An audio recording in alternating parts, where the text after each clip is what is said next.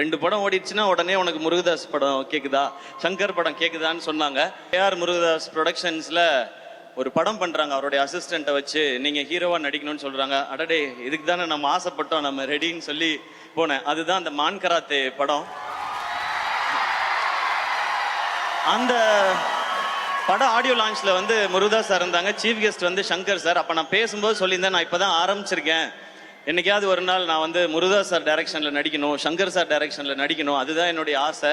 அதுக்கு என்னுடைய திறமையும் வியாபாரத்தையும் நிச்சயமா வளர்த்துக்குவேன்னு சொல்லி பேசியிருந்தேன். அப்போ அந்த ஆடியோ லான்ச் வந்தப்ப அப்பதான் அந்த சோஷியல் மீடியா ஆரம்பிச்ச டைம். அதுல எல்லாருமே நிறைய கிண்டல் பண்ணாங்க. 2 படம் ஓடிடுச்சுன்னா உடனே உனக்கு முருகதாஸ் படம் கேக்குதா, சங்கர் படம் கேக்குதான்னு சொன்னாங்க. ஆனா அன்னைக்கு ஒரு நம்பிக்கை மட்டும் இருந்துச்சு, விடாம உழைச்சா என்னைக்கோ ஒரு நாள் அது நடந்துரும்ன்ற நம்பிக்கை இருந்துச்சு. நீங்க கை தட்டிக்கிட்டே இருந்தீங்க, நான் ஓடிக்கிட்டே இருந்தேன்.